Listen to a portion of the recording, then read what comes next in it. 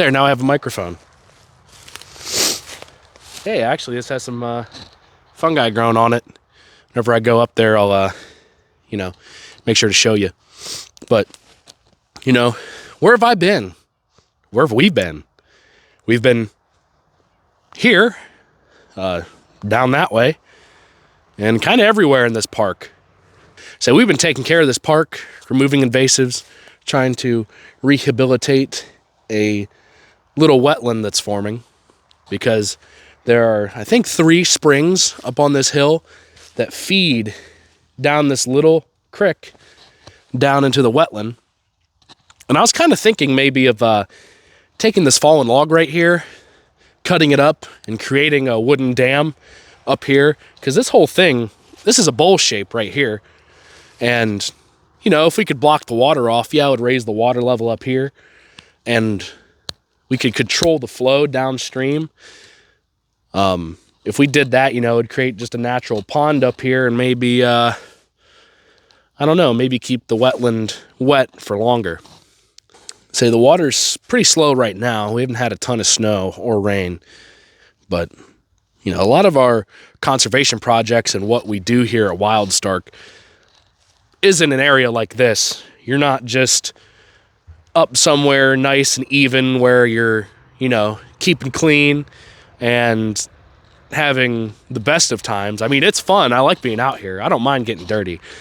But a lot of conservation is, getting down in something like this, doing the physical work. We're removing invasives by hand. We're planting seeds, doing plant surveys. Conservation starts with boots on the ground. And I think that's a lot of things, that's something a lot of people don't understand. A lot of conservation happens right down in the area you want to conserve.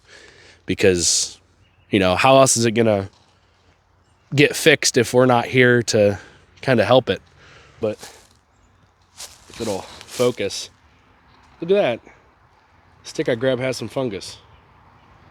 So, well, we'll take that and throw it back. We don't want to take that with us. This is what I was talking about earlier, where if we were to dam this part off, the water level would rise and it would create a pond up there, but then we could slowly release the water back down into the wetland. When we first started this project, we were, unsure of how big this would get, because when we first started out, it was just a drainage ditch. And thanks to the president of WildStark, Benjamin Bravis, he found that a lot of wetland species were trying to grow and just didn't have enough water or space to grow it. And they used to mow right up along the edge of this ditch, on the other side of the ditch. And we talked with the town and got them to stop mowing anytime their mower sank down, because that's not fun to get your equipment stuck and deal with all that. And since they stopped mowing it, I think this has grown at least 3 times the size from when we first started, because mainly right along the water line in the middle is where everything was growing. And with the efforts of what we've been doing, it's expanded pretty good. Say, that is our wetland we're trying to rehabilitate. And this area over here, we're going to turn into a wildflower meadow, or pollinator meadow. It just add a lot to the park and really help out the local insect population. I like to have a microphone instead of clipping it on myself, but say just to give you an example, a few different things we've done here in this, re-emerging wetland is we've done, our first plant survey last year, October of 2024. We just had our second plant survey here in October of this year, 2025.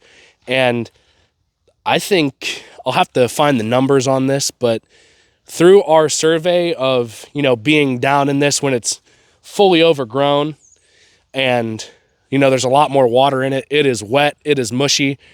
I almost fell down a couple times, but I swear the native population skyrocketed, because we found that a lot of the plants we were looking at were now native compared to our invasives we did our first year. And that's from, our active efforts here. We had a controlled burn in this area to get rid of all the reed canary grass. And we had our first seed planting. We acquired some native seeds and planted them all throughout here in the pollinator meadow. We got a couple of things growing in the pollinator meadow, and we had an explosion of different things in the wetland. But it's winter time right now, so everything's dying for the season. But, when everything's dead and sleeping, that means once the springtime comes and it warms up, we can get a quicker jump on it to knock the invasives down and help the natives rise up. It's kind of crazy how dead it is right now, because in the summertime or the springtime, I couldn't see to the other side of this area because everything was so grown and there were so many insects, and you could hear and see the frogs jumping. And it was kind of crazy because we didn't know what was going to happen our first year. Our first year here, we were, that's just the baby steps. That's the initial testing. That's just seeing, how this area is and how it'll behave. And it was kind of crazy how quick this kind of bounced back from being just a crummy looking ditch to a pretty wild area. Our first year here, this whole area, you can see that's kind of wavy with all the grass all clumped up. All this was mowed right up to the edge of the ditch. It was spreading out a little bit, but it wasn't that much. But just this year alone, with them, no longer mowing and more native plants coming in this way, this whole area, just walking on it right now, it's wintertime, it's spongy, it's wet. A lot of the native arrowhead plants keep that water in the ground a lot longer. So then, the water level's higher. So this has more time to spread out. And before, like I said, I think when we did our first survey, we were about, 3 or 4 foot that way. So in that time, we've probably gained another 10 foot alongside this. And this had a crazy explosion of native plants this year, because all the invasives were over there, but then it started spreading this way so quickly that, the invasives weren't as established over here. But, we came through with weed eaters and mowers to just cut down the invasives as they were growing to really, give the natives a good shot, because that's the biggest thing. The invasives will come in, they come in quick, and they grow quick.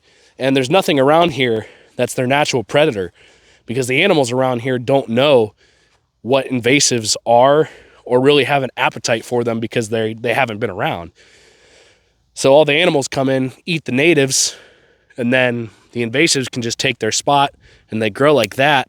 So, you got to help them out a little bit, help them establish, help them grow.